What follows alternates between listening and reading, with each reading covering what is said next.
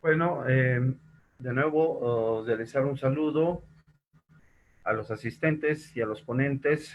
Muy buenas tardes, buenas noches, depende de donde se encuentren.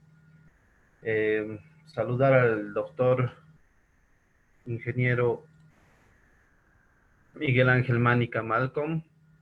El, el doctor tiene un posgrado en el Instituto de Ingeniería de la UNAM, presidente del Grupo de Ingenieros Jóvenes de Amitos, doctor de Ingeniería en Ingeniería del Terreno por parte de la Universidad Politécnica de Cataluña, 2018, excelente cum laude.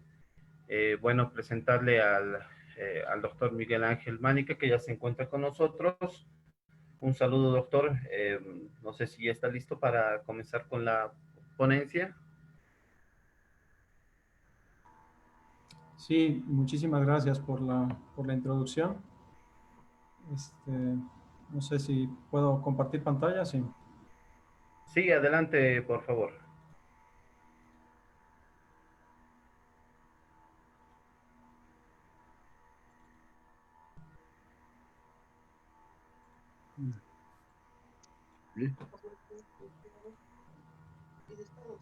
Ya se ve su pantalla. Ah, perfecto. Bueno, pues si les parece podemos comenzar. Sí, Antes de... adelante, doctor. Sí, muchísimas gracias. Antes de comenzar, pues me gustaría agradecer la invitación a la Asociación de Ingeniería Geotécnica Oruro de Bolivia, en especial a Richard, que fue el que se puso en contacto conmigo. Entonces les agradecemos mucho la invitación para poder platicarles un poco de lo que hemos estado trabajando recientemente. El título de la presentación es Modelación constitutiva de arcillas blandas estructuradas, y por supuesto pues no es un trabajo que esté realizando solo. Entonces, antes de comenzar también tengo que agradecer a los coautores que no están en este momento, que es el doctor Antonio Jens y el doctor John Baunat de la Universidad Politécnica de Cataluña, y el doctor Efraín Obando y el doctor Eduardo Botero del Instituto de Ingeniería de la UNAM. Yo ahora mismo soy estudiante de postdoctorado en el Instituto de Ingeniería de la UNAM, pero también hoy vengo representando al grupo de ingenieros jóvenes de AMITOS, de la Asociación Mexicana de Ingeniería de Túneles y Obras Subterráneas. Bien, entonces este es un índice de la presentación.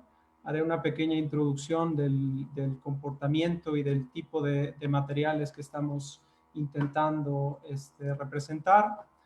Mencionaré los objetivos de la investigación y posteriormente describiré el marco teórico que estamos tratando de desarrollar para simular estos materiales, que son arcillas blandas que exhiben un cierto grado de estructuración. Entonces, describiré los componentes del marco teórico, empezando por el modelo elastoplástico básico, cómo incluimos el efecto de la estructuración, los efectos viscosos, principalmente los efectos con la velocidad de aplicación de la carga, que se incluyeron a través de la teoría del sobreesfuerzo de Persina. Hablaré de lo que es la partición plasticidad CRIP y unos comentarios finales respecto a la consolidación, que no es exactamente parte del marco teórico, pero que también juega un papel principal en el comportamiento dependiente del tiempo de estas arcillas estructuradas. Les presentaré unos ejemplos de aplicación de este marco teórico en la modelación de algunas pruebas de laboratorio de la literatura, y concluiré la presentación con algunas conclusiones. Entonces, podemos comenzar con la introducción. Entonces, esto es algo que creo que todos los presentes tenemos muy claro, que el comportamiento en el tiempo de los suelos arcillosos representa un problema fundamental en numerosos proyectos de ingeniería, y es uno de los temas que se ha estudiado desde los primeros días de la mecánica de suelos. En realidad, la mayor parte de los materiales en la naturaleza exhiben una cierta dependencia de su comportamiento en el tiempo. Incluso esto se ha identificado y verificado en arenas. Sin embargo, pues obviamente en las arenas este tipo de fenómenos son mucho menos pronunciados que en los suelos principalmente arcillosos. ¿Y de qué tipo de fenómenos nos referimos, de estos fenómenos dependientes del tiempo? Hablamos de una dependencia con la velocidad de carga, ya describiremos a detalle a qué nos referimos, el fenómeno de relajación de esfuerzos, el envejecimiento de estas arcillas y las deformaciones a largo plazo bajo carga constante, que es básicamente lo que definimos como deformaciones de creep. Y también un poco independiente al tema de la dependencia del tiempo, estos materiales, incluso materiales muy blandos como las arcillas de la Ciudad de México, pueden exhibir estructuración. Entonces, de todo esto hablaremos con un poco más de detalle. Entonces, empezamos con el tema de la dependencia de la velocidad de carga, y aquí tenemos un ejemplo muy clásico en la literatura de la arcilla de Batiscan. Esta es una arcilla canadiense. Estas son pruebas oedométricas a velocidad de deformación controlada, y vemos cómo las diferentes curvas representan diferentes velocidades de deformación, y aquí en la leyenda podemos ver que cómo las velocidades se incrementan hacia arriba. Entonces, lo que obtenemos es que el esfuerzo de fluencia aparente de la arcilla parece que se incrementa con la velocidad de deformación, y obtenemos un comportamiento tal que las curvas tienden a ser paralelas entre sí, pero desplazadas hacia la derecha. Entonces, este comportamiento se ajusta muy bien al enfoque de las isotacas, en donde asumimos que existe una única curva de compresión para cada una de las velocidades de deformación. Sin embargo, un ejemplo, una clara excepción de este comportamiento la obtenemos en esta curva que estoy señalando en azul, que es la curva a la velocidad de deformación más baja. Y entonces, al principio el comportamiento es bastante congruente con el resto de las pruebas, en el sentido que se obtiene un esfuerzo de fluencia, el esfuerzo de fluencia más pequeño, pero en un momento del proceso de formación vemos que esta curva tiende a inclinarse hacia la derecha y termina cruzando curvas de menores velocidades de deformación. Entonces, les pido que recuerden esto durante la presentación, porque hablaremos con mucho más detalle de este fenómeno más adelante. ¿A qué nos referimos con envejecimiento? Aquí tenemos un ejemplo de este fenómeno. Es una prueba nuevamente odométrica, pero a diferencia de una prueba convencional, en un cierto incremento de carga, vamos a dejar esta carga por un tiempo muy prolongado. En este caso, esta es la arcilla de la Ciudad de México, y tenemos un incremento de carga que dura 583 días. Y vemos que durante ese incremento, que mantenemos la carga constante, la arcilla continúa deformándose en el tiempo, y es una deformación bastante considerable. Entonces, pues este es el fenómeno que asociamos con el creep, es una deformación bajo carga constante. Pero algo interesante ocurre cuando restablecemos los incrementos de carga convencionales, en este caso incrementos normales de 24 horas, y observamos que el suelo primero responde, después de este periodo constante de creep, primero responde de manera elástica hasta volver a alcanzar nuevamente la fluencia, aproximadamente en un punto que de tal manera que la trayectoria que sigue el suelo es similar a lo que se hubiera obtenido si nosotros hubiésemos seguido cargando con los incrementos convencionales. Entonces, lo que interpretamos de esto es que el esfuerzo de fluencia aumentó durante el periodo del incremento de larga duración, y esto es a lo que nos referimos como el envejecimiento de la arcilla. Entonces, el esfuerzo de fluencia cambió a pesar de que mantenemos la carga constante, y entonces esto se contrapone un poco con la definición clásica que tenemos del cociente de sobreconsolidación o del esfuerzo de preconsolidación, en el que decimos que es el máximo esfuerzo al que ha estado sometido el suelo en su historia arqueológica. Vemos que esto en este caso no es cierto. El suelo nunca estuvo sometido a este valor de esfuerzo, sin embargo, este fue su nuevo esfuerzo de fluencia una vez que ocurrió este proceso de deformación en carga constante.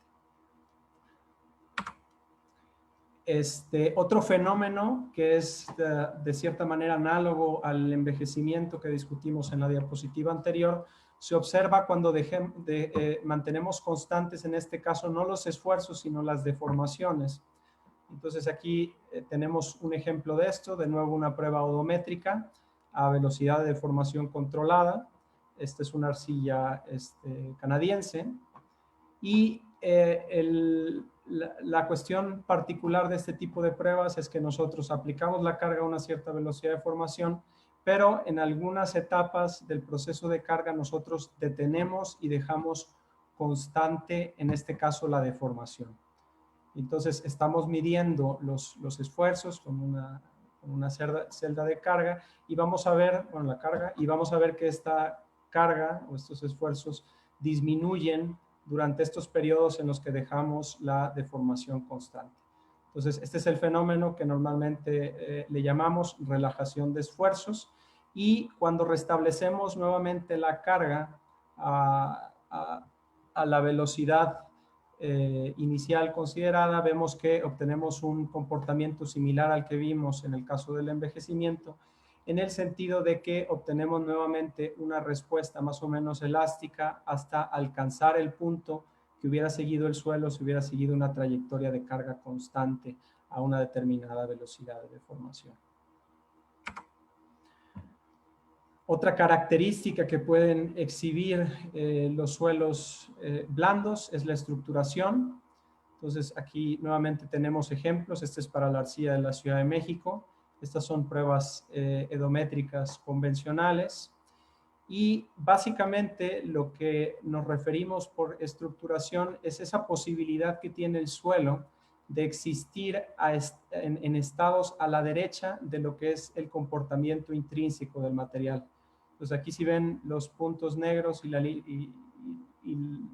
línea punteada que representa un promedio del comportamiento de estos puntos negros, estos hacen referencia al suelo reconstituido, es decir, es un suelo donde nosotros mecánicamente destruimos la estructura que existe en el suelo y los ensayamos, y entonces digamos que este es el comportamiento intrínseco del material, y vemos que la estructura del material natural permite al suelo estar en estados a la derecha de este comportamiento. Entonces, para una misma relación de vacíos, la estructura le permite al suelo un estado de esfuerzos mucho más grande que el que obtendría para esa misma relación de vacíos en el suelo reconstituido o intrínseco. También lo podemos ver de la manera inversa. Para un mismo estado de esfuerzos, la estructura le permite una relación de vacíos mucho más grande al suelo. Y entonces aquí hacemos referencia a la definición de estructuración que nos proporciona Mitchell, que podemos definir a la estructura de un suelo como la combinación de lo que llamamos el fabric, que es el arreglo geométrico de las partículas, y el bonding, que se refiere a la cementación entre las partículas. Aquí en el caso de la arcilla de la Ciudad de México no tenemos evidencia que este segundo término sea relevante, y la mayor parte de la estructuración que observamos en estas arcillas se refiere al fabric, es decir, al arreglo geométrico de las partículas. Pero entonces esta estructura no se queda constante si nosotros cargamos al material, si les seguimos incrementando la magnitud de los esfuerzos, vamos a ver que esta estructura tiende a degradarse, y sin importar el estado inicial del suelo, vemos aquí que tenemos estados iniciales que comienzan en relaciones de vacíos muy, muy altas. Estamos hablando aquí de 12. Para aquellos que no están familiarizados con la arcilla de la Ciudad de México, obviamente estos números les pueden parecer extraordinarios, pero sí, efectivamente tenemos arcillas con esta relación de vacío. Pero vemos que sin importar el valor de la relación de vacíos o el esfuerzo de fluencia inicial, todas las curvas de consolidación, de compresibilidad, perdón, tienden a comportamiento intrínseco del suelo. Y esto ocasiona que al principio, después del esfuerzo de fluencia, tengamos una compresibilidad muy grande que después tiende a disminuir a medida que aumentamos los esfuerzos. De hecho, este comportamiento normalmente lo identificamos aquí en la Ciudad de México como que las curvas tienen una forma de cola de pato, que si además de esto le añadimos una etapa de descarga, aquí se forma como una especie de forma como si fuese la cola de un pato. Pero ya vemos que lo podemos explicar este fenómeno en el contexto de la estructura del suelo. Bien, entonces estos son los comportamientos que estamos tratando de reproducir en este marco de referencia, y entonces el objetivo pues es el desarrollo de dicho marco de tal forma que pueda reproducir de manera natural el comportamiento que exhiben estas arcillas blandas estructuradas. Y entonces su desarrollo se basa en la combinación de teorías existentes. De hecho, todas ellas existen ya en la literatura, no estamos proponiendo en ese sentido nada nuevo. Lo que estamos haciendo es tratar de ponerlas de una forma coherente, de tal manera que su combinación resulte en este tipo de comportamientos dependientes del tiempo y este comportamiento de estructuración que ya mencionamos. Entonces, los componentes de este marco de referencia es uno, pues partimos de lo que es la teoría de la estoplasticidad clásica. De ahí vamos a extender esta teoría incorporando el efecto de la estructuración del suelo, siguiendo las ideas originales de Jensinova del 93. Vamos a incorporar efectos viscosos a través de la teoría del sobreesfuerzo de Persina. Vamos a incorporar, independientemente de los efectos viscosos de la teoría de Persina, vamos a incorporar el creep con un enfoque que conocemos como partición plasticidad creep. Esto es bien conocido en el ámbito de la simulación constitutiva de metales. En mecánica de suelos no le hemos sacado tanto provecho, pero ya veremos que nos permite reproducir muy bien estos comportamientos que mencionamos. Entonces, vamos a describir este marco teórico, comenzando por el modelo elastoplástico básico. Entonces, dijimos que partíamos de la teoría de la elastoplasticidad clásica, y entonces para esto necesitamos definir un modelo constitutivo elastoplástico convencional.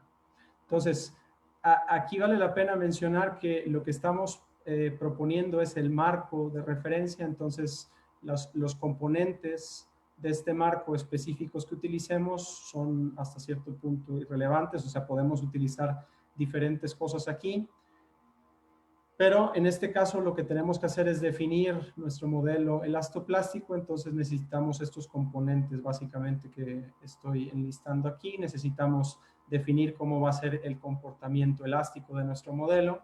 Necesitamos definir una función de fluencia y su ley de flujo, que nos dice la dirección de las deformaciones plásticas. Tenemos que definir la ley de endurecimiento, que nos va a decir cómo va a evolucionar nuestra función de fluencia. Y entonces la selección específica de estos cuatro componentes, por supuesto, impactará en la precisión de las predicciones, y deben de elegirse de acuerdo al material que estamos intentando caracterizar. Y entonces, por simplicidad en este trabajo, vamos a considerar el modelo Camp-Clay modificado, que es bastante conocido en geotecnia y nos permitirá explicar de manera sencilla este marco de referencia. Pero de nuevo hago la aclaración de que aquí podemos incluir cualquier modelo constitutivo que nosotros consideremos que representa de mejor manera nuestro material. Y entonces vamos a definir estas componentes del modelo Camp-Clay. Algunos de los presentes tal vez ya están bastante familiarizadas con ella. El comportamiento elástico, pues vamos a asumir un comportamiento isótropo no lineal, caracterizado por la ley de Hooke, que está aquí representada, pero en el que, como ya lo dijimos, es no lineal. Por lo tanto, el módulo de rigidez volumétrica lo vamos a hacer variar con respecto a P, que es el esfuerzo medio. Entonces, es una medida del nivel de confinamiento que está recibiendo el suelo. Y entonces, esta variación del módulo de compresibilidad volumétrica en función del esfuerzo medio, y con este parámetro que llamamos kappa, es lo que nos resulta en un comportamiento lineal en un plano semilogarítmico, que es más o menos como tendemos a aproximar el comportamiento de los suelos en una curva de compresibilidad para las ramas de recarga y de descarga. Una vez que tenemos el módulo volumétrico, pues como estamos asumiendo un comportamiento isótropo, solo nos hace falta un parámetro más elástico para terminar de definir por completo nuestra matriz de rigidez elástica. Y aquí hay dos alternativas bastante usadas en la literatura, que es o asumir una relación de Poisson constante o asumir un módulo de rigidez al corte constante. Cualquiera de las dos elecciones, la verdad, no es muy rigurosa. En el caso de la relación de Poisson constante, para ciertas trayectorias, en este caso vamos a tener un modelo que no es termodinámicamente consistente, y para algunos ciclos de carga y descarga podemos estar generando energía, que no es bastante físico. Pero si también seleccionamos el módulo de rigidez al corte, vamos a tener una relación de Poisson que va a variar, y para algunas trayectorias vamos a tener relaciones de Poisson que no van a ser muy realistas. Por supuesto, esto no sea un problema que no se haya superado en la geotecnia. Aquí, en lugar de utilizar este tipo de enfoque, podemos utilizar una ley hiperelástica, y entonces no tenemos ninguno de estos problemas. Pero a fin de mantener esto lo más sencillo posible, seguimos con la caracterización clásica del modelo Kamm-Clay, y en este caso asumimos una relación de Poisson constante. La función de fluencia del Kamm-Clay está definida por esta ecuación, que básicamente define la forma de una elipse en el plano. En este caso estoy utilizando el plano PJ. Tal vez algunos de ustedes estén más familiarizados con el plano PQ, pero en realidad J básicamente representa lo mismo que Q, es una medida de la magnitud de los esfuerzos desviadores que estoy aplicando a la muestra de suelo. Entonces está definido de esta manera, es la raíz cuadrada del segundo invariante del tensor de esfuerzos desviador. Entonces, como ya lo dije, la función de fluencia básicamente representa una elipse en este plano PJ, donde la parte superior de la elipse coincide con la línea de estado crítico, donde la pendiente de esta línea está representado por este parámetro m. Entonces, esta función de fluencia es básicamente lo que nos define, lo que limita el comportamiento puramente elástico del suelo, que quedaría comprendido dentro de esta elipse, y por supuesto, estados de esfuerzo fuera de esta elipse están prohibidos por el modelo.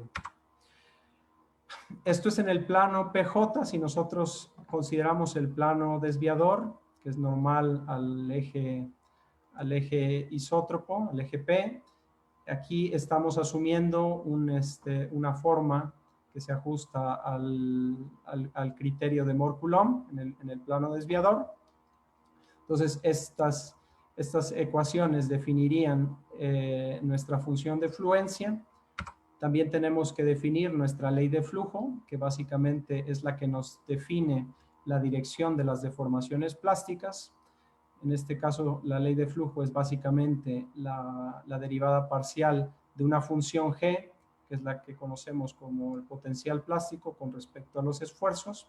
Y entonces, en este caso, como lo indican estos dos términos, estamos asumiendo que la ley de flujo es asociada en el plano PJ, es decir, que la función de potencial G es exactamente la misma que nuestra función de fluencia F, y por lo tanto la derivada parcial con respecto al estado de esfuerzos nos va a dar un vector normal a esa superficie que va a definir la dirección de nuestras deformaciones plásticas.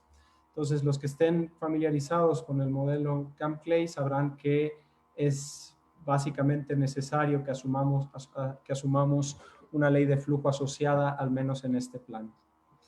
Pero no es asociada en el plano desviador, mientras la ley de flujo, la superficie de fluencia tiene esta forma que se ajusta con el modelo Mohr-Coulomb en el plano desviador. La ley de flujo es básicamente, la función de potencial plástico básicamente es un círculo en el plano desviador. Y el otro componente que nos falta aquí es nuestra ley de endurecimiento, que básicamente nos dice cómo va a evolucionar esta superficie.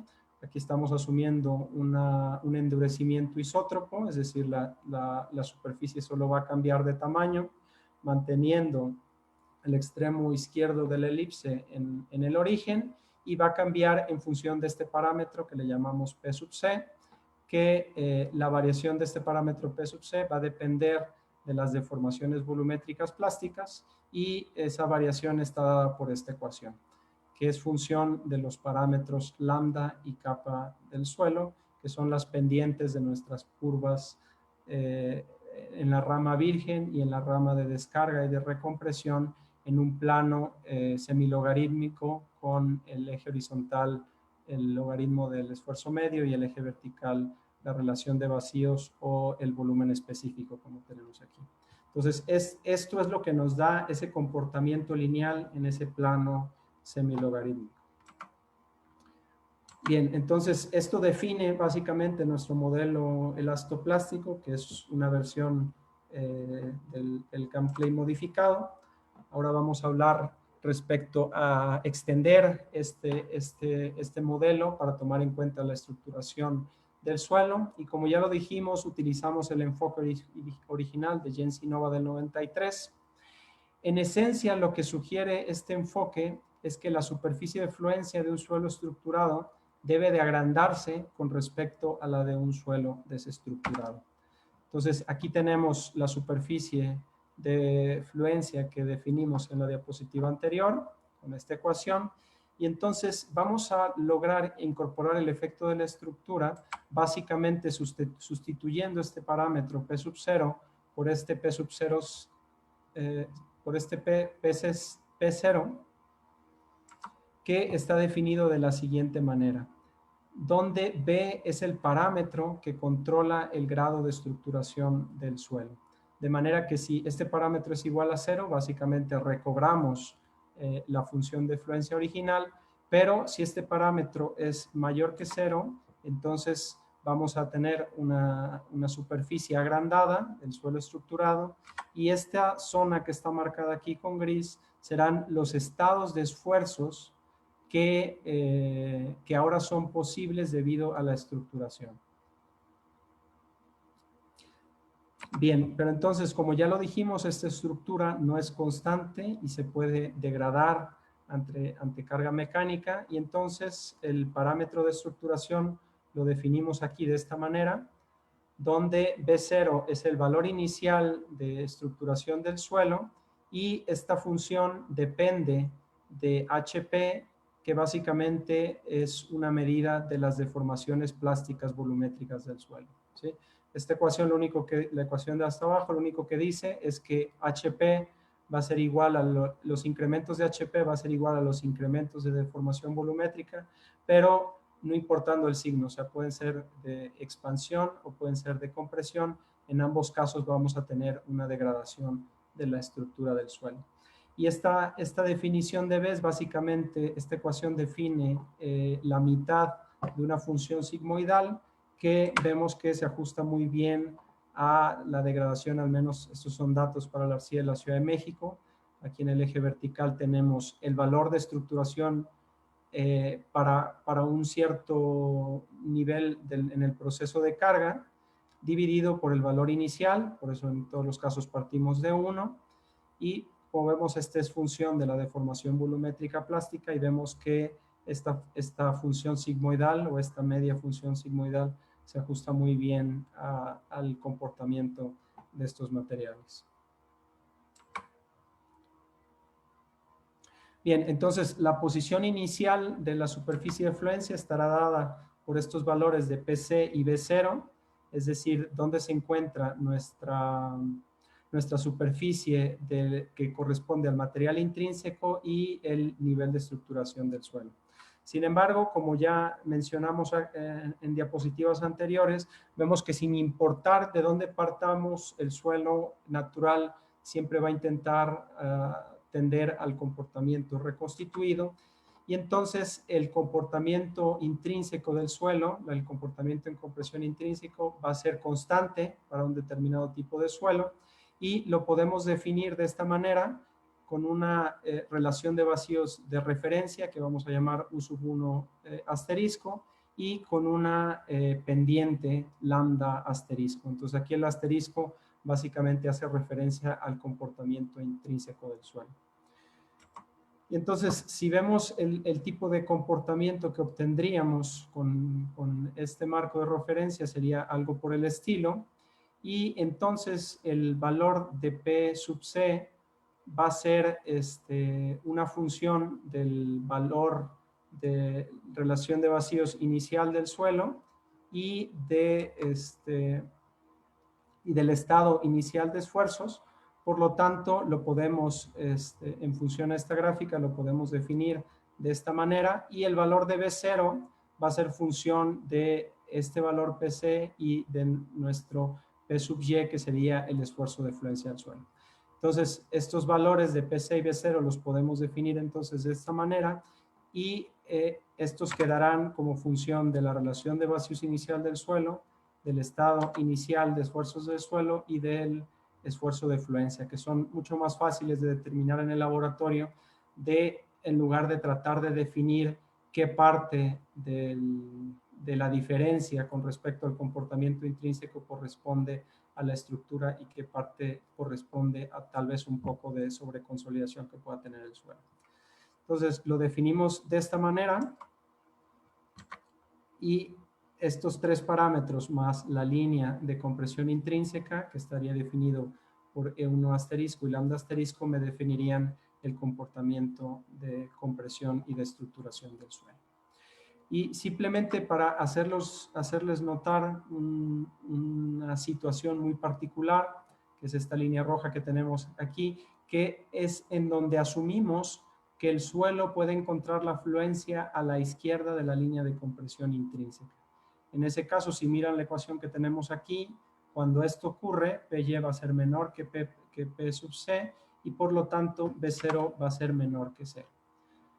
Pero entonces esto puede parecer un poco contraintuitivo, pero si vemos las curvas de compresibilidad que tenemos aquí hacia la izquierda, y voy a resaltar una en particular, vemos que es un poco el comportamiento que observamos aquí, en el que tenemos el esfuerzo de fluencia a la izquierda de la curva de compresión intrínseca, y tenemos, contrario a la línea azul, en lugar de tener una compresión muy grande que tiende a disminuir a medida que nos aproximamos al comportamiento intrínseco, tenemos una compresibilidad pequeña que aumenta hasta el comportamiento intrínseco, y es exactamente lo que observamos aquí en las pruebas de laboratorio cuando tenemos la fluencia a la izquierda de la línea de compresión intrínseca. Entonces, un valor de B0 simplemente tiene que interpretarse como otro tipo de estructura que me permite relaciones de vacíos o estados a la izquierda del comportamiento intrínseco.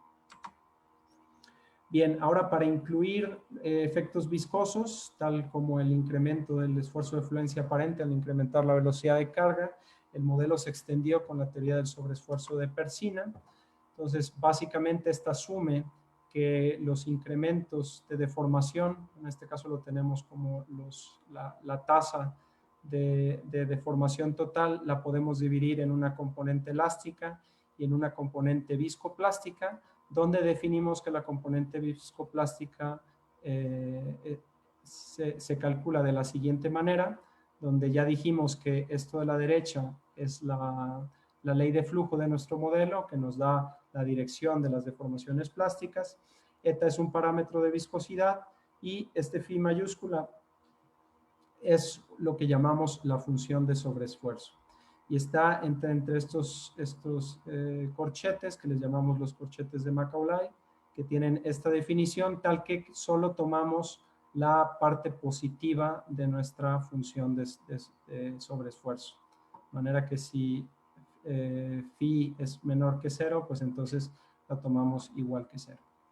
Y entonces, una de las definiciones clásicas de esta función de sobreesfuerzo tiene esta forma. Vemos que es función de nuestra función de fluencia, y este F sub 0 es básicamente un esfuerzo de normalización para deshacernos aquí si en caso de que tengamos unidades en nuestra función de fluencia, y n es un exponente que define el orden de nuestra formulación de sobreesfuerzo. Entonces, este esta teoría de sobreesfuerzo de Persina es la base de los modelos elastoplásticos de los que estamos bastante familiarizados en geotecnia, y lo que hacen, la diferencia entre varios de estos modelos es cómo definen esta función de sobreesfuerzo. Digamos que esta es una definición bastante antigua. Entonces, lo que hacen es definir de manera diferente esta función, principalmente de forma empírica, para tratar de ajustar a comportamientos que observamos en el laboratorio, o como una extensión de formulaciones unidimensionales existentes. Entonces, podemos encontrar un sinnúmero de ejemplos en la literatura, y básicamente esto es lo que define la diferencia entre ellos. Pero entonces, esta función que estoy considerando, la característica que tiene es que el efecto del sobreesfuerzo se agota muy rápidamente y no nos permite reproducir deformaciones bajo carga constante a muy largo plazo. Entonces, esto se ha solucionado en los modelos elastobiscoplásticos, como ya lo dije, derivando la función de sobreesfuerzos a partir de evidencia experimental, aunque aquí vamos a utilizar la función de sobreesfuerzo principalmente para tomar en cuenta los efectos viscosos, y vamos a tomar el creep de otra manera, ya como lo veremos más adelante. Entonces, esto es simplemente para tener un poquito más claro cuál es el efecto de esta teoría de sobreesfuerzo de Persina. Haciendo un poquito de derivación matemática, podemos llegar a esta expresión donde esta f con la barrita arriba determina lo que sería la función de fluencia, que depende de la velocidad de deformación, la velocidad de carga. Y entonces vemos que tenemos que es igual a la función de fluencia convencional, que en este caso la estamos definiendo con el modelo Kamm-Clay, menos un término que me define la diferencia entre la función de fluencia, que no depende de la velocidad de deformación, y la que sí depende de la velocidad de deformación. De tal manera que entre más grande sea este término, más alejadas van a estar una de otra, y el tamaño de este término va a depender básicamente. Aquí tenemos la tasa de gamma, en este caso gamma es el multiplicador plástico en la teoría de la plasticidad, pero sin entrar en mucho detalle de qué significa, es una medida de la magnitud de las deformaciones plásticas de nuestro modelo constitutivo. Entonces, entre más grande sea esto, quiere decir que estoy teniendo más deformaciones plásticas por unidad de tiempo, y por lo tanto mi superficie de fluencia va a crecer. Entonces, esto es lo que me da la dependencia con la velocidad de deformación, y esto naturalmente va a resultar en el incremento en el esfuerzo de fluencia aparente cuando aumentemos la velocidad de carga. Entonces, cuando la carga sea muy despacio y esta tasa del multiplicador plástico tienda a cero, pues entonces la función de fluencia viscosa va a tender a la función original, y cuando esto no sea cierto, pues vamos a tener una diferencia, y esta diferencia va a ser este segundo término, que es lo que conocemos como el sobreesfuerzo. Bien, y finalmente el último componente de este marco teórico es lo que llamamos la partición plasticidad creep, en la que asumimos que las deformaciones totales las vamos a descomponer no solamente en una componente elástica y una plástica, sino que la parte inelástica la vamos a dividir en dos, una asociada al comportamiento plástico que no depende del tiempo, y otra asociada a las deformaciones de creep. Entonces, como ya les adelanté en el principio de la presentación, esto no es una idea nueva, ha sido ampliamente utilizada en el pasado para describir el fenómeno de creep en metales, y aunque ha sido menos explotada en mecánica de suelos, también podemos ver algunos ejemplos del uso de esta técnica. En la técnica original, estos dos términos quedarían caracterizados por la teoría de la elastoplasticidad clásica, pero recordemos que nosotros ya extendimos estos dos términos para considerar el efecto de la velocidad de carga con la teoría de sobreesfuerzo de Persina, Y entonces, en nuestro caso, el segundo término no son las deformaciones plásticas, sino son las deformaciones viscoplásticas, que vienen de la teoría del sobreesfuerzo, y además consideramos una componente adicional para el CRIP. Entonces, en este caso, esta componente adicional la definimos de esta manera. La velocidad, el tensor de velocidad de deformación de CRIP tiene esta forma. Y aquí vale la pena aclarar, esta ley de CRIP que estamos asumiendo es simplemente una simplificación que vamos a introducir a esta componente del marco teórico para poder demostrar las capacidades de este marco teórico, pero para nada esto representa en la realidad a las arcillas muy blandas. De hecho, esta expresión se utilizó para caracterizar el fenómeno de CRIP en arcillas rígidas, por lo tanto no esperamos que funcione perfectamente para arcillas blandas, pero recordando que aquí lo importante es el marco teórico y no los componentes individuales que utilicemos en el modelo.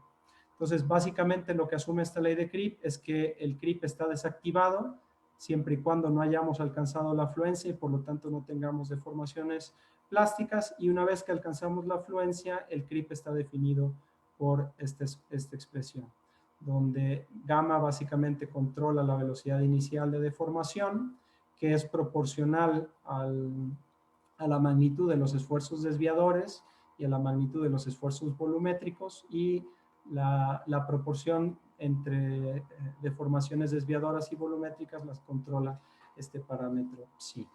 Y entonces esto no se asume que la velocidad de deformación sea constante, esto lo observamos en el laboratorio, la velocidad de deformación tiende a disminuir con el tiempo, y entonces esto considera una reducción exponencial de la velocidad de deformación de CRIP en función de este parámetro, epsilon equivalente de CRIP, que es básicamente la variable de estado de la parte de CRIP, que es una medida escalar de qué tantas deformaciones de CRIP hemos acumulado.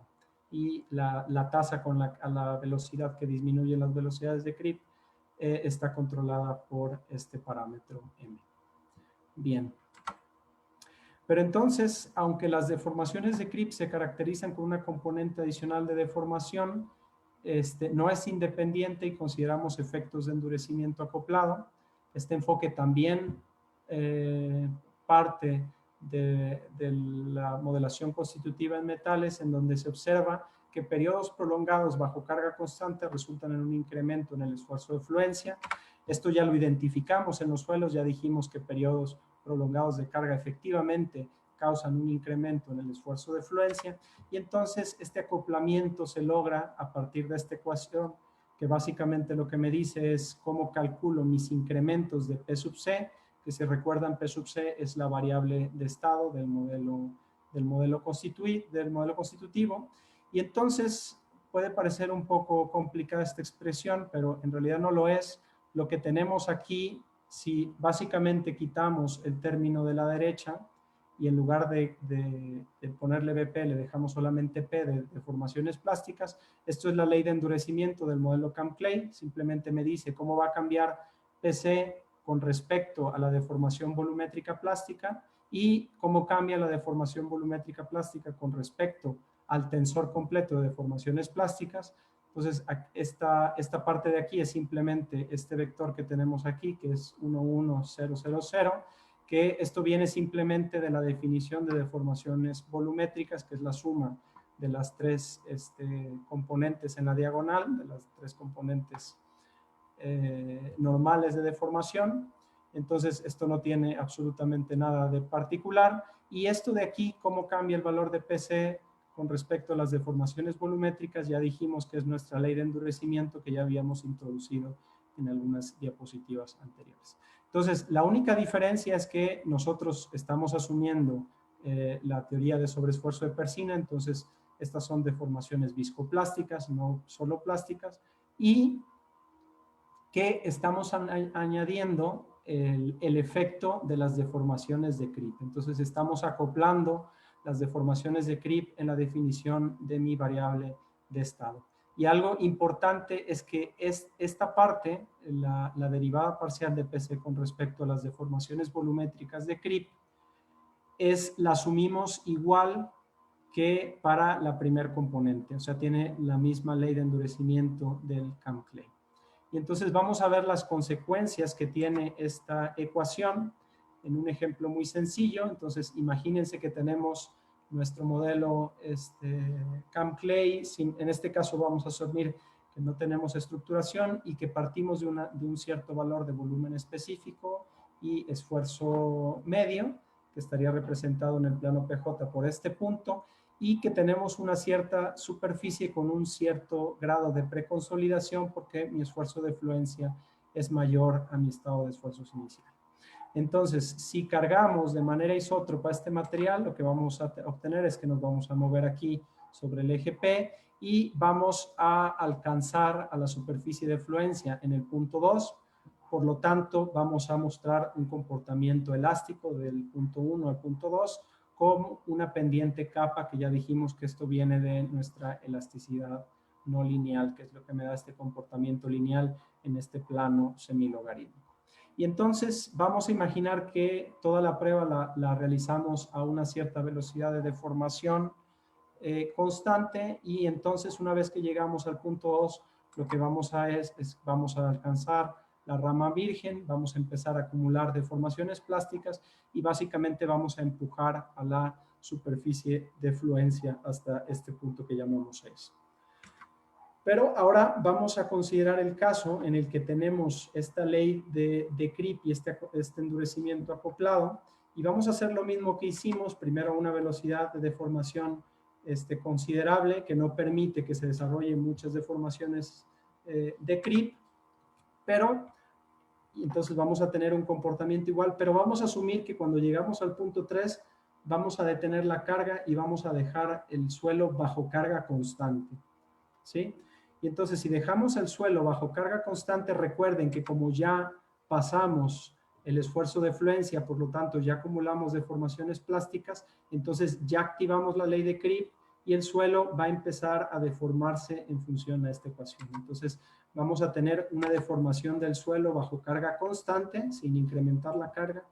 Pero entonces, debido al endurecimiento acoplado que tenemos aquí, lo que vamos a tener de este segundo término es que vamos a movilizar nuestro valor de P sub C y por lo tanto vamos a incrementar el tamaño de la superficie de fluencia sin necesidad que el estado de esfuerzos la empuje.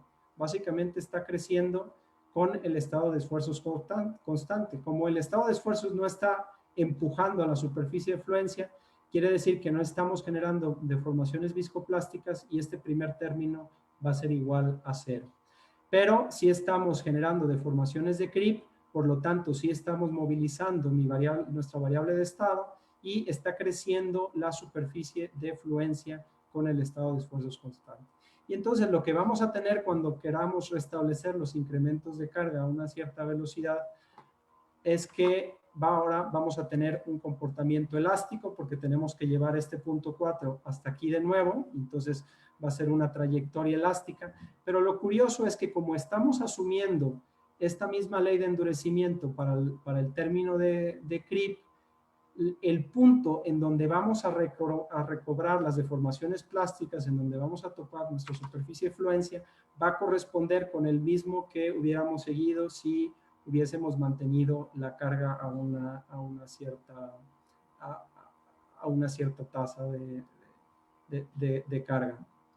Entonces vamos a obtener la fluencia en el punto 5 y a partir de aquí ya vamos a seguir arrastrando a nuestra superficie de fluencia.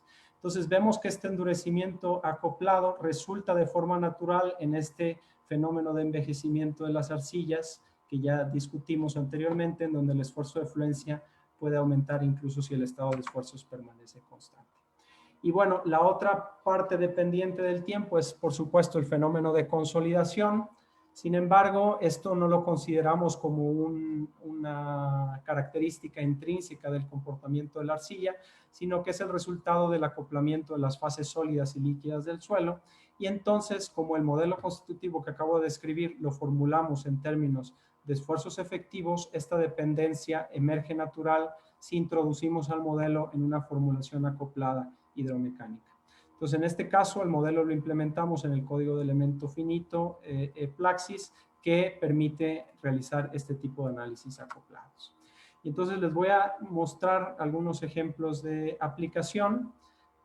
Digamos que estas son las características principales de las simulaciones, casi todas son pruebas edométricas los que les voy a mostrar, solo les voy a mostrar una prueba triaxial. Estas se simularon desde un punto de vista de un problema de contorno para tratar de reproducir las pruebas lo más realista posible. Y esto es un resumen de los parámetros que ocupamos. No voy a ir en mucho detalle en estos parámetros, simplemente voy a mencionar que los parámetros adicionales con respecto al modelo CAMCLAY son realmente pocos. Es en este caso el parámetro A que controla la tasa de desestructuración del suelo, que ya vimos que para un suelo dado es un valor constante, los parámetros que controlan el modelo viscoplástico y los parámetros que controlan la parte de clip. Ya el resto es la permeabilidad y este parámetro que controla el cambio de la permeabilidad en función de la porosidad, que es un fenómeno que por supuesto observamos en los suelos en general y en particular también lo observamos en las arcillas. Y entonces aquí tenemos unas pruebas edométricas, de hecho son 3 curvas de las que les mostraba anteriormente de la arcilla de la Ciudad de México. Estos son los datos del laboratorio y estos son los resultados que obtenemos con el modelo constitutivo. Y aquí es importante recalcar que en las 3 pruebas tenemos exactamente los mismos parámetros, lo único que estamos cambiando es el estado inicial del suelo, en este caso su relación de vacíos y su esfuerzo de fluencia, que evidentemente es diferente, pero el resto son exactamente los mismos parámetros. Entonces, el modelo fue capaz de capturar las diferencias que observamos en el comportamiento debido al estado inicial de estructuración, de tal manera que para esta prueba de la curva negra tenemos una estructura muy pronunciada, con relaciones de vacíos iniciales muy altas, por lo tanto, observamos una compresibilidad muy grande después de alcanzar la fluencia que disminuye al encontrarse con el comportamiento intrínseco y un poco lo contrario en el caso de las otras 2 curvas. Entonces, este comportamiento lo capturó muy bien el modelo constitutivo.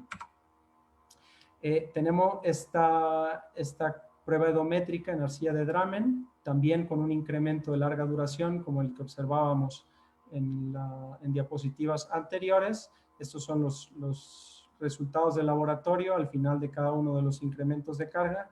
Este que tenemos aquí es el incremento de carga constante que se deja durante 30 días y este es el comportamiento que obtenemos de la simulación. Entonces vemos que el modelo reproduce muy bien este fenómeno del endurecimiento acoplado que describimos con bastante detalle y resulta de manera natural en el comportamiento de envejecimiento de las arcillas, de tal manera que cuando recobramos los incrementos convencionales, obtenemos primero una respuesta elástica hasta alcanzar nuevamente nuestro esfuerzo de fluencia. Luego aquí están las curvas que veíamos de la arcilla de Batiscan a diferentes velocidades de deformación.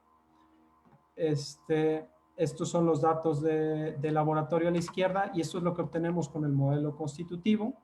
Vemos que el esfuerzo de fluencia aparente se incrementa con la velocidad de formación, tal como ocurre en los datos de laboratorio.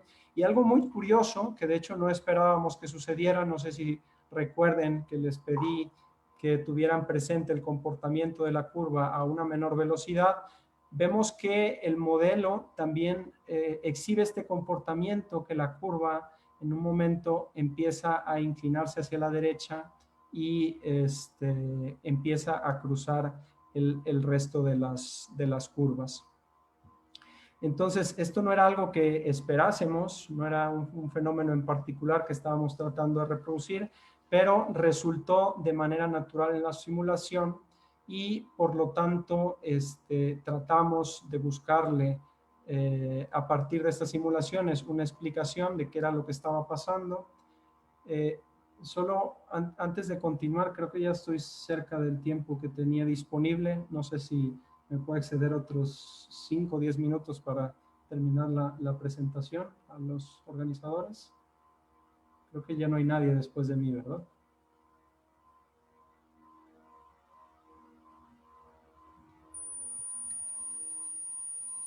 No hay ningún problema que se extienda. Ah, Adelante. perfecto. Muchísimas gracias.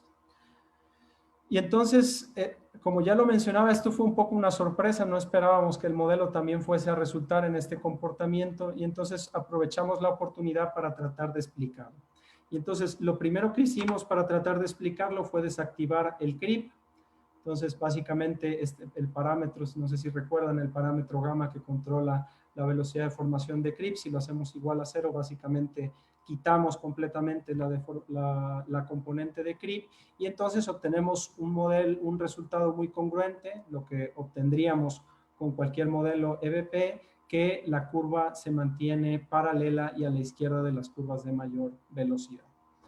Entonces es bastante obvio que el creep es lo que está controlando este comportamiento, pero hicimos una prueba adicional dejando el creep, pero sin el efecto del endurecimiento acoplado.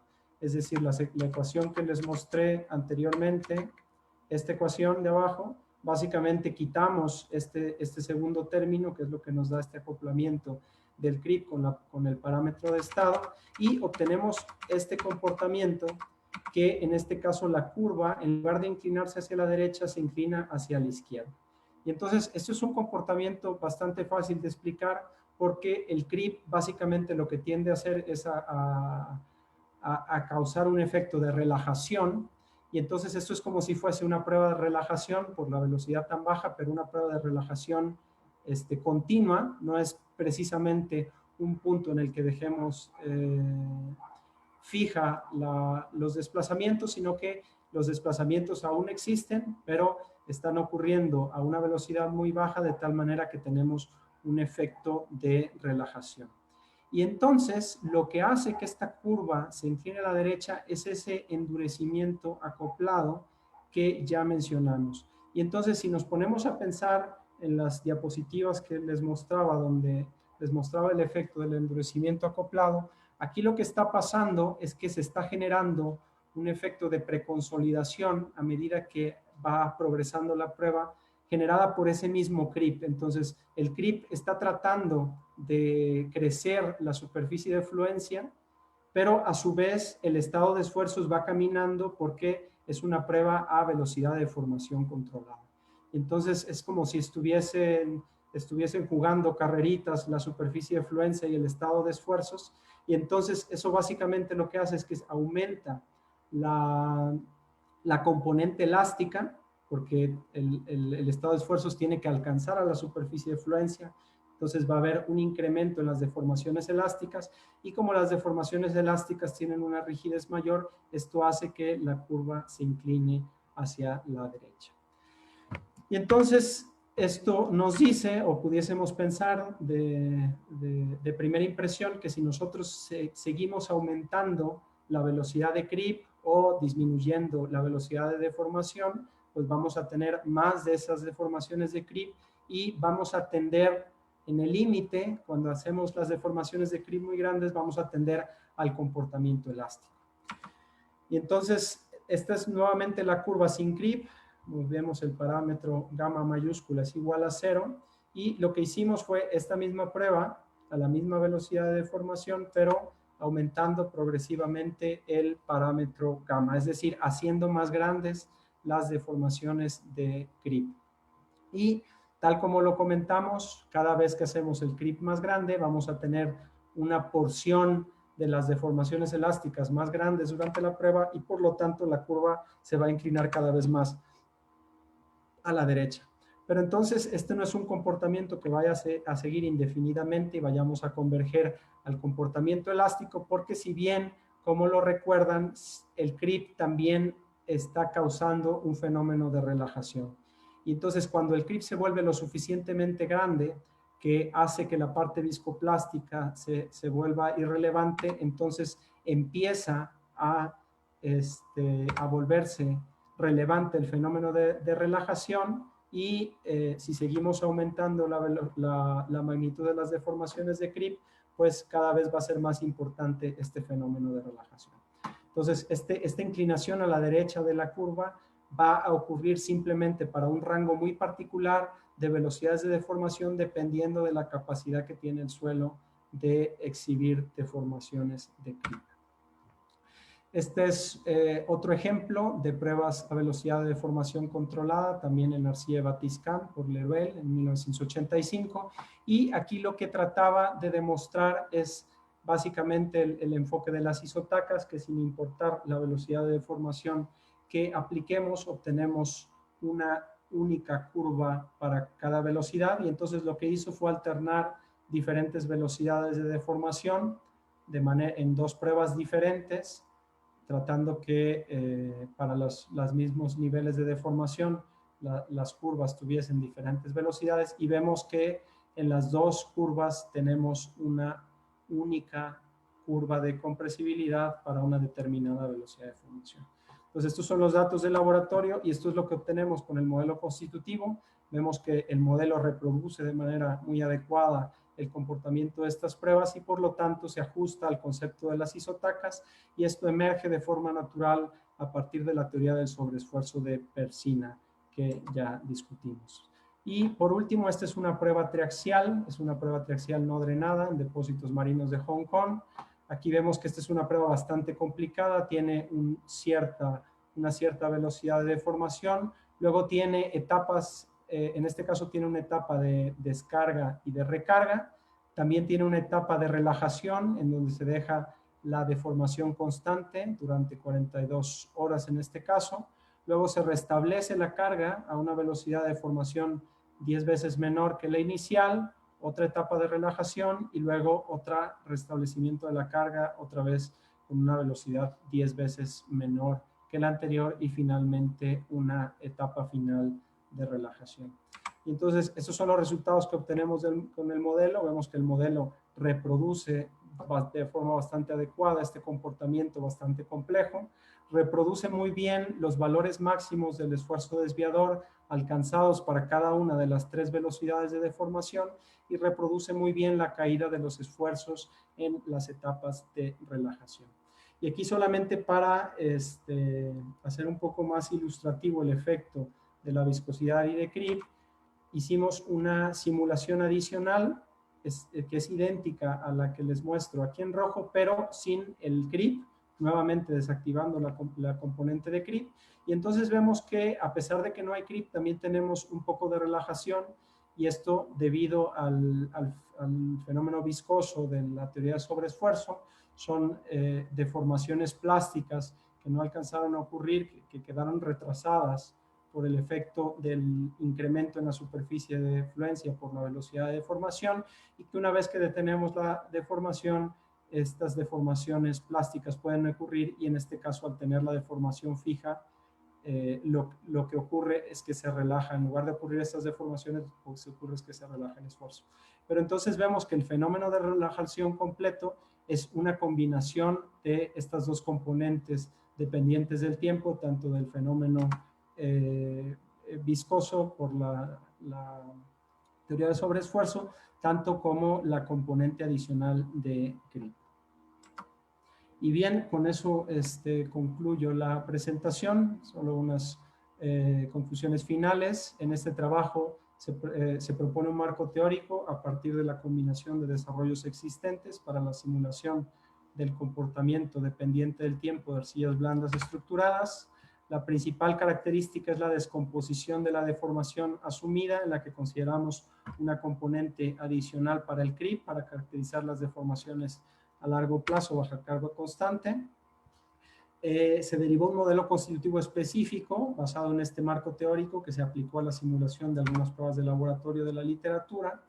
Independientemente de los componentes utilizados, la formulación reproduce de forma natural comportamientos complejos dependientes del tiempo de la arcilla, como la dependencia con la velocidad de carga, la relajación de esfuerzos, el envejecimiento o las deformaciones de creep. El modelo fue capaz de reproducir también un comportamiento peculiar observado en pruebas a velocidad de deformación controlada a muy bajas velocidades, donde la curva de compresión se inclina a la derecha y cruza las curvas de mayores velocidades.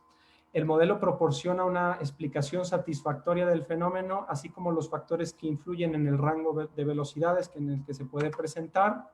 Este comportamiento no se puede reproducir con las formulaciones elastoviscoplásticas convencionales.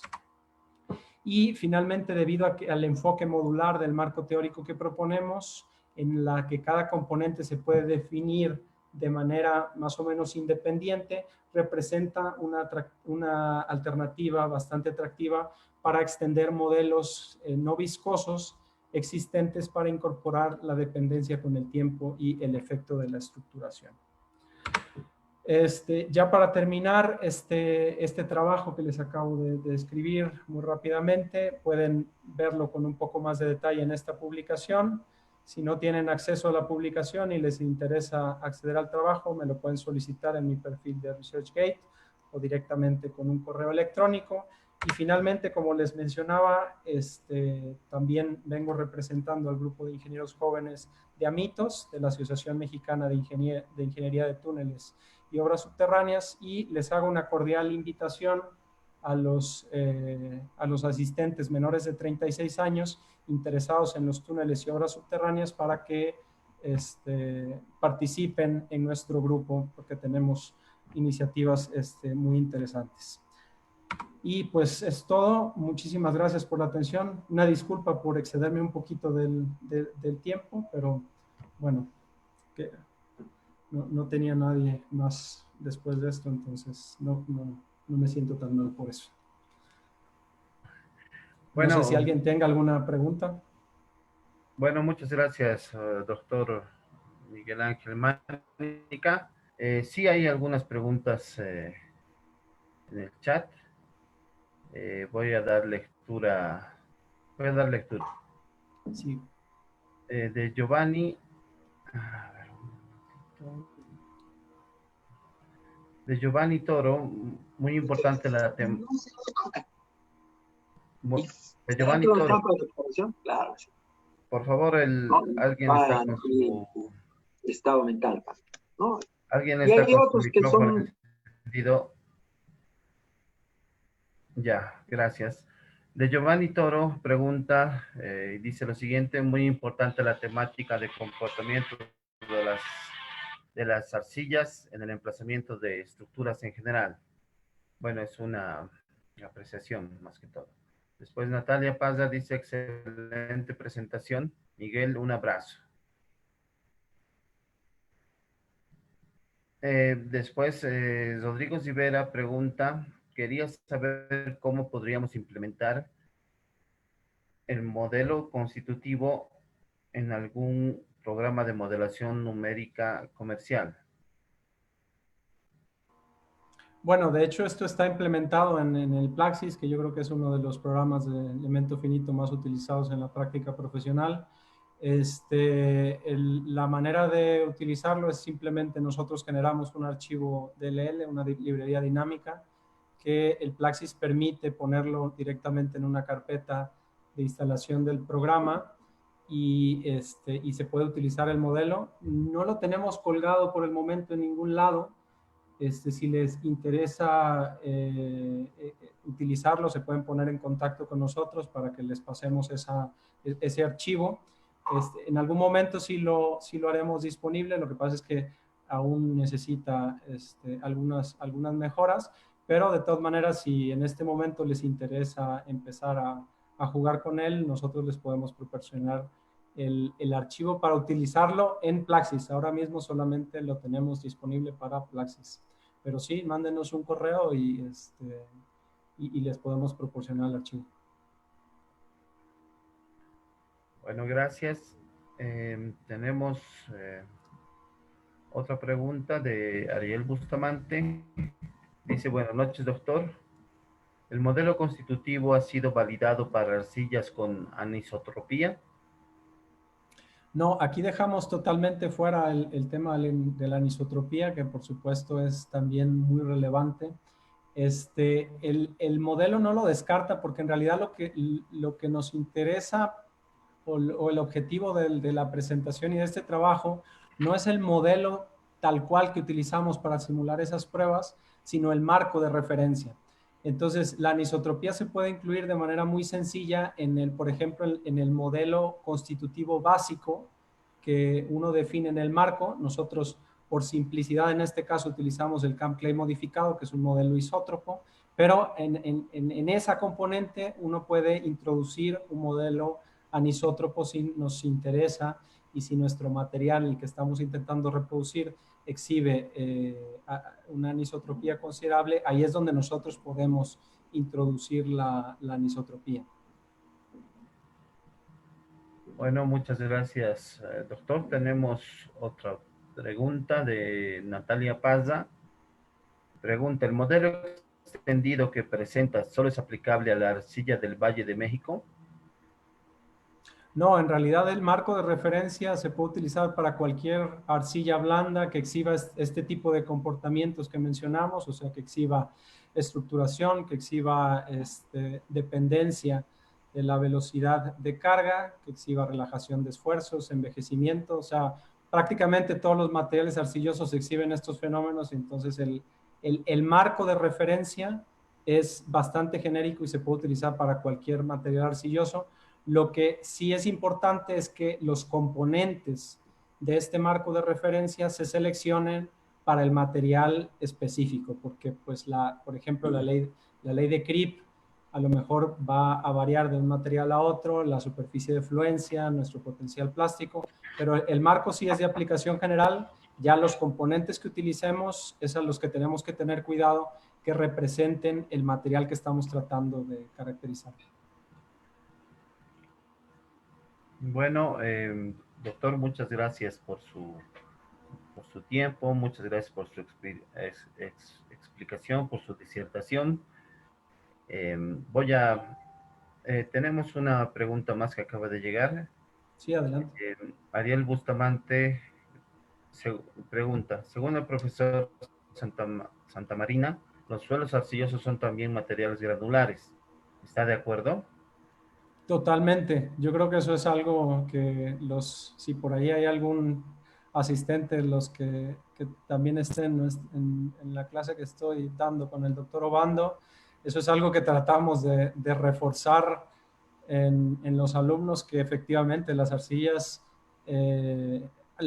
no cementadas son materiales friccionantes. O sea, eso es algo que muchas veces venimos arrastrando en nuestras clases de universidad, que nos hacen esta distinción de que los suelos arcillosos son materiales cohesivos y las arenas y las gravas son materiales friccionantes. Eso es algo que debemos de trabajar todos los que nos dedicamos a la educación en la geotecnia para realmente explicar el comportamiento de los suelos, y muchas veces confundimos el término de cohesión con lo que en realidad es una resistencia al corte no drenada, que es totalmente diferente. Entonces, la cohesión está relacionada con la cementación de los materiales, no es la resistencia no drenada del suelo. Incluso las arcillas, siempre y cuando no estén cementadas, son materiales efectivamente friccionantes, tal como lo comenta el compañero. Entonces sí hay que tener cuidado con eso, porque normalmente todos salimos de la universidad con esa idea de suelos cohesivos y friccionantes, y la realidad es totalmente diferente. Muchas gracias, doctor. Tenemos otra consulta de Zomero Yola Guzmán. En la obtención de los parámetros adicionales al modelo CAM-CLAY, ¿alguna recomendación especial?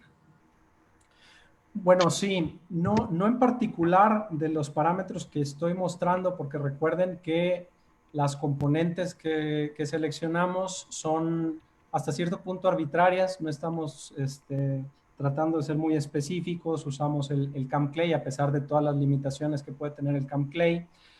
Hablamos de la ley de Crip, que en realidad es una ley que estamos utilizando en otros trabajos para arcillas rígidas y no arcillas blandas.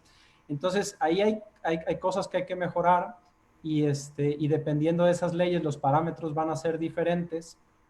Pero lo que sí me gustaría mencionar con respecto a los parámetros, y que es bastante general sin importar las componentes específicas, es que necesitamos hacer pruebas, por ejemplo, pruebas triaxiales o pruebas de compresión edométrica a diferentes velocidades de deformación para poder calibrar la parte viscosa del modelo. Para poder calibrar los parámetros de Crip, ayuda mucho tener pruebas de larga duración, o sea, a lo mejor pruebas de compresibilidad, que los incrementos no solo sean de 24 horas, que sean más grandes, o incluso considerar estas pruebas especiales con incrementos específicos de larga duración para tratar de caracterizar mejor la parte del creep. Y para determinar el comportamiento intrínseco, por ejemplo, la pendiente y la posición de la curva de compresión intrínseca, necesitamos, y ahí aquí hay un problema no solo con el marco teórico, sino con el comportamiento de los suelos, es que si utilizamos una velocidad de carga muy rápida, pues entonces vamos a tener una influencia de la velocidad de carga. Entonces ese no es el comportamiento intrínseco. Y si usamos una velocidad muy lenta, vamos a tener una influencia en la posición de la curva de compresión por el creep. Entonces necesitamos, para poder determinar bien ese comportamiento independiente del tiempo del comportamiento intrínseco, necesitamos que la velocidad no sea ni muy alta ni demasiado baja. Entonces ahí mi recomendación son curvas de compresibilidad en donde monitoreamos el grado de consolidación, o sea, no necesariamente curvas de 24 horas, sino cuando ya hayamos determinado que estemos cerca del 100% de la consolidación primaria, o sea que ya retiramos el efecto de los excesos de presión de poro, y esas curvas de compresibilidad van a ser las que se ajusten más al comportamiento intrínseco que queremos definir aquí en este marco de referencia. Muchas gracias, doctor. Ariel Bustamante, consulta. Si voy a diseñar un talud, ¿con qué parámetros recomienda diseñar? ¿Con los parámetros picos o residuales? Los laboratorios presentan resultados de ensayos generalmente con valores picos. Vale, esta es una pregunta que no está muy relacionada con la presentación que acabo de dar, pero es una pregunta súper importante en la geotecnia porque no es un problema que esté completamente resuelto. Cuando se refiere a los parámetros picos y residuales, está implícitamente haciendo referencia a suelos que tienen una cierta cementación, una estructura que no solo depende del fabric, sino también depende del bonding, y que esa estructura, tal como vimos en el caso de la arcilla de la Ciudad de México para las curvas de compresibilidad, esa estructura va a tender a degradarse y eso es lo que te da la diferencia entre los parámetros pico y residuales. El problema de este tipo de situaciones en ingeniería es que eso resulta en un reblandecimiento, ¿sí? Entonces vamos del pico al residual y ese fenómeno es lo que conocemos como reblandecimiento. Este fenómeno se puede simular de manera muy sencilla en la teoría de la plasticidad, de tal manera que la ley de endurecimiento, pues en lugar de incrementar el tamaño de la superficie, la reduce. De hecho, ese era un poco el efecto del parámetro B que vimos. El problema de esto es que esto genera problemas numéricos, teóricos muy importantes que generan una dependencia con la malla empleada. Entonces, la simulación de un material con reblandecimiento no es para nada trivial. Esto genera lo que conocemos como falla progresiva y entonces la estabilidad de nuestros problemas en geotecnia en este tipo de materiales va a depender de esa velocidad con la que se pierde resistencia. Incluso, por ejemplo, vamos a tener que el factor de seguridad depende de la malla que estamos empleando, que es totalmente carente de objetividad. Entonces, es un problema bastante relevante la pregunta que está haciendo. No es un problema que tenga total solución en la geotecnia. La resistencia adecuada que debemos de utilizar debería de estar entre estos dos extremos que mencionas. No puede ser la pico, porque si usamos la pico, va a haber zonas del dominio que lleguen a ese pico y empiecen a reblandecer, y eso va a generar una falla progresiva y va a generar a lo mejor una falla catastrófica que no nos va a dar ningún aviso, no importa cuánta instrumentación tengamos y qué tanto utilicemos el método observacional. Pero si usamos la residual, vamos a tener un diseño demasiado conservador. Entonces, la respuesta a una pregunta extremadamente compleja que acabas de hacer debe ser en medio. Qué tan cerca de una a la otra depende del problema en particular. Y en especial les recomiendo que vean la presentación del doctor Jens, que me parece el día de mañana, que efectivamente va a hablar de ese tema en particular. Entonces, les recomiendo muchísimo que la vean. Bueno, muchas gracias, doctor. Elías José Villa dice, excelente exposición, mucha Muchas claridad gracias. conceptual en el comportamiento de arcillas blandas. Eh, Ariel Bustamante le da las gracias por atender las inquietudes. No, muchísimas gracias Eh, por su tiempo. no sé, creo que ya no hay, bueno, siguen con las felicitaciones de Pedro, excelente ponencia, doctor, un saludo desde Tarija, Bolivia. Muchas gracias.